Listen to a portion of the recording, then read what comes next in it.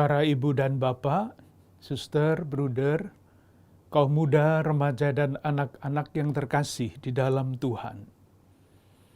Seperti pada tahun yang lalu, pada tahun ini kita memasuki masa Prapaskah, masih dalam keadaan prihatin yang mendalam, karena wabah virus corona yang melanda dan mengguncang segala segi dan sendi hidup kita manusia.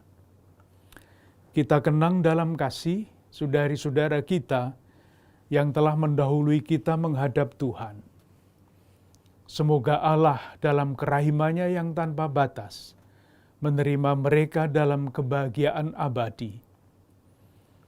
Kita doakan saudari-saudara kita yang sedang sakit, semoga Tuhan berkenan menganugerahkan kesembuhan sebagaimana diharapkan. Kita juga berdoa bagi para dokter, perawat, semua petugas kesehatan, dan semua saja termasuk para relawan yang dalam peran berbeda-beda menjalankan tanggung jawab mereka dengan rela mengambil risiko yang tidak kecil bagi mereka sendiri dan keluarga mereka. Kita berdoa bagi para pemimpin masyarakat dan bangsa kita yang terus mencari jalan untuk meringankan beban-beban hidup dan mencari jalan keluar dari keadaan yang sangat kompleks ini. Saudari-saudaraku yang terkasih, seperti apapun beratnya kenyataan yang harus kita hadapi, kita tetap yakin bahwa Allah adalah kasih.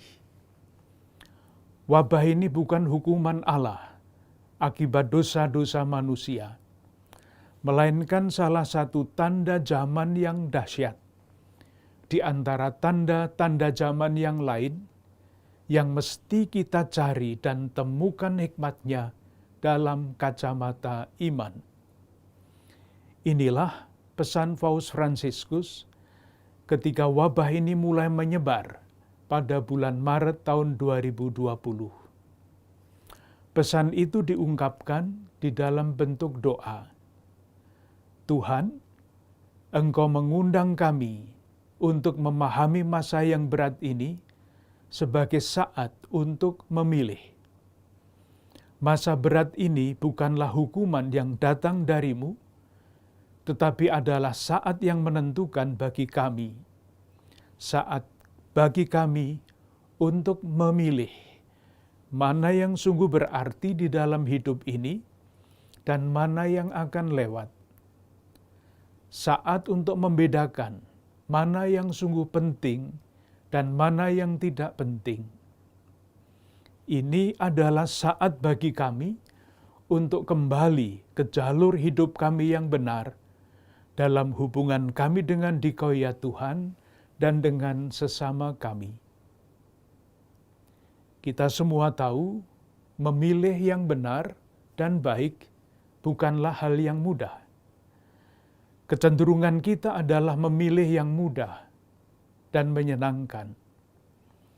Prapaskah adalah masa yang disediakan oleh gereja sebagai waktu istimewa bagi kita semua untuk melatih diri agar memilih yang baik dan benar menjadi watak kita.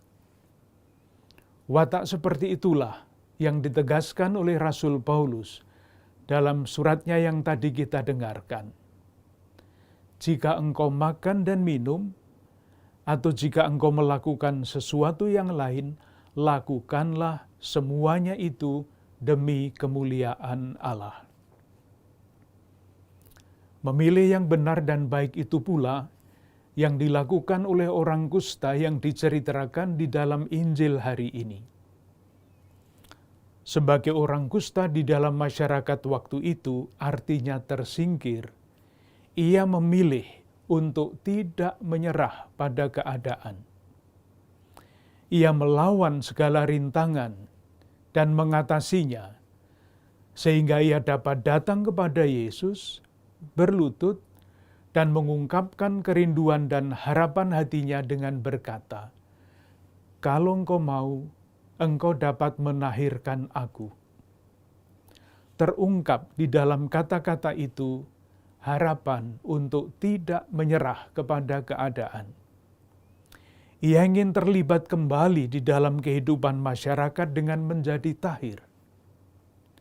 Berkat tekadnya yang ditanggapi oleh Yesus, ia tidak hanya menjadi tahir, artinya bisa terlibat lagi di dalam kehidupan bersama, tetapi juga menjadi sembuh. Ia menjadi pribadi yang utuh kembali, sembuh lahir batin. Dan sebagai pribadi yang sudah disembuhkan, ia tidak bisa lain kecuali memberitakan pengalaman pribadinya akan kebaikan Tuhan itu kemana-mana.